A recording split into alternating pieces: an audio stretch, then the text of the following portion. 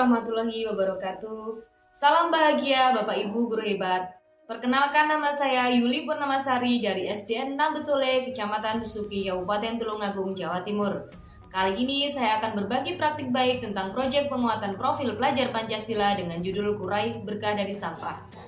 Berkah merupakan akronim dari bersih lingkunganku, kreatif karakterku, alamku lestari, dan harmoni hidupku yang merupakan rangkuman dari tujuan proyek ini.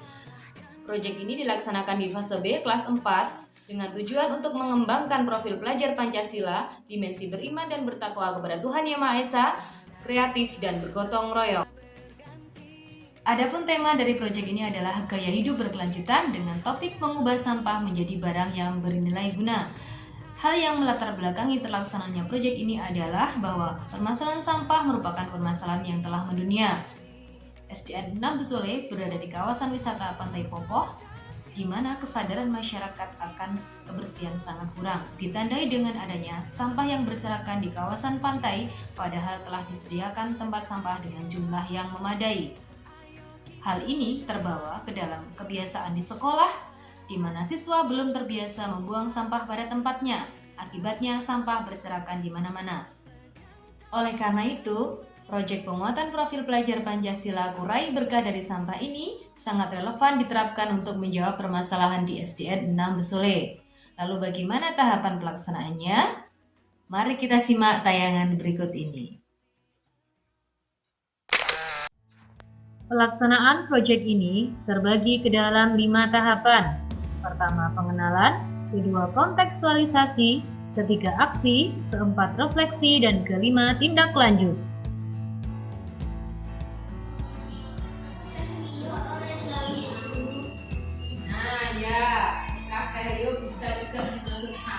Pada tahap pengenalan, guru memperkenalkan proyek Kurai Berkah dari Sampah kepada siswa.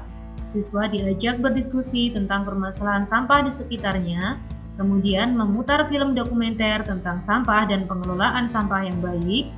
Lalu di akhir sesi, siswa diminta untuk memberikan umpan balik terkait video yang telah mereka tonton.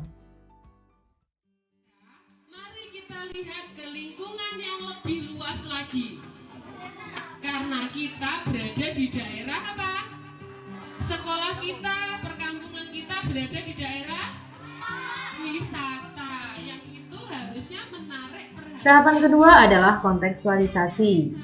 Siswa akan melakukan observasi lingkungan dan aksi nyata.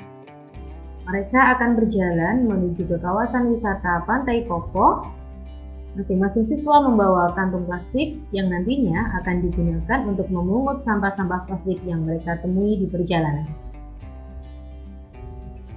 Sampah-sampah tersebut akan dikumpulkan di bak penampungan sampah yang sebenarnya sudah tersedia di kawasan wisata Pantai Popoh.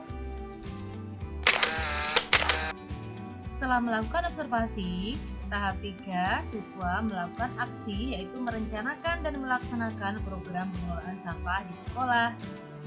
Kegiatan awal yang dilakukan adalah pemisahan sampah organik dan anorganik dengan menyediakan 2 tempat sampah yang berbeda. Lalu siswa secara bergiliran akan memilah sampah-sampah tersebut. Sampah anorganik berupa botol-botol plastik maupun gelas plastik, juga kertas-kertas, mereka kumpulkan untuk selanjutnya akan didaur ulang. Setelah aktivitas pemilahan sampah tersebut, siswa melakukan program pengelolaan sampah dengan metode 4R. Reduce, mengurangi penggunaan sampah dengan membiasakan membawa bekal makan dan minum dari rumah. Dengan begitu, mereka meminimalkan penggunaan bungkus makan dan minum instan.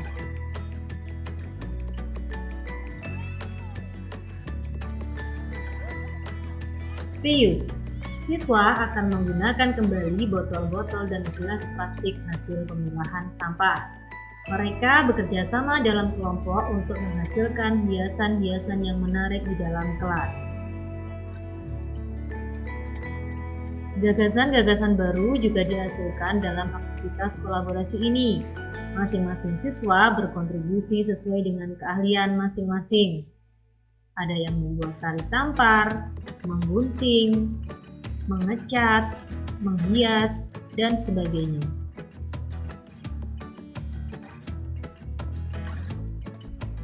Triplis, siswa dibantu oleh orang tua menghasilkan kreasi tas dari bahan-bahan bekas. Tas ini nantinya akan digunakan sebagai pengganti tas belanja sehari-hari. Tidak semua tas-tas tersebut dapat digunakan karena kekuatannya, namun mereka mendapatkan pengalaman baru di sini. Yang terakhir adalah recycle. Siswa menciptakan pojok literasi dari bahan bekas. Mereka mengubah kardus-kardus bekas dan sampah lainnya menjadi produk literasi untuk sumber belajar. Misalnya, membuat kartu huruf, rangkuman materi yang ditempelkan dalam kardus lalu dihias. Ada juga yang membuat diorama siklus air dari kardus dan sampah-sampah yang lain.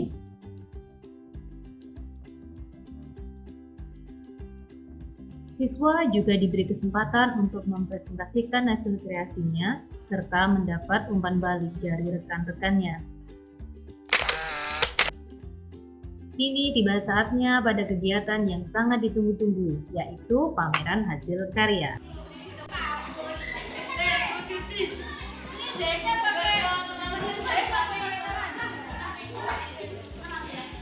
Mulai dari tahap perencanaan hingga pelaksanaan dilakukan oleh siswa sendiri, sehingga muncul gagasan-gagasan baru yang sangat menarik. Pameran diselenggarakan dengan sangat sederhana di ruang kelas 4 dengan mengundang siswa kelas lain dan guru-guru. Mereka mempresentasikan hasil karya yang telah dibuat selama proyek dan meminta umpan balik kepada pengunjung untuk perbaikan kualitas hasil karya berikutnya.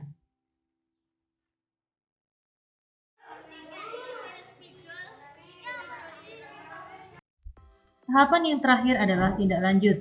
Dari hasil refleksi dan evaluasi selama pameran, diadakan rencana tindak lanjut kegiatan proyek Kurai Berkah dari Sampah.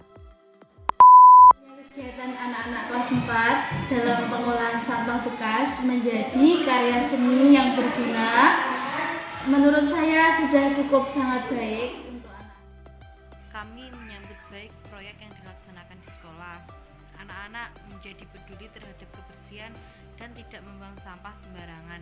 Mereka pun belajar menjadi anak yang kreatif dan banyak menghasilkan produk.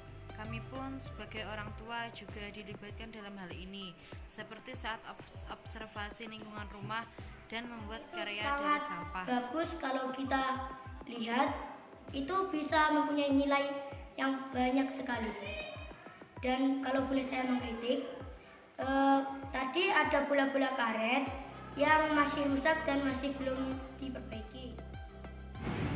Hari ini perasaan saya sangat senang karena bisa menjelaskan karya saya sendiri.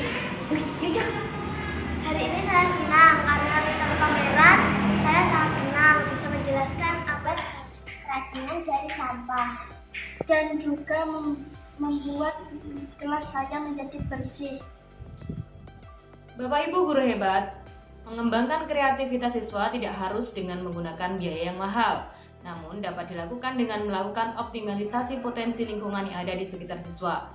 Proyek Kurai Berkah dari Sampah telah nyata mengembangkan kreativitas siswa, mengembangkan kepedulian mereka terhadap lingkungan, dan bagaimana mereka belajar untuk berkolaborasi dengan sesama. Semoga praktik baik ini memberikan dampak positif untuk siswa, guru, lingkungan, maupun dunia pendidikan di negara kita saat ini. Terima kasih. Wassalamualaikum warahmatullahi wabarakatuh. 2, 3.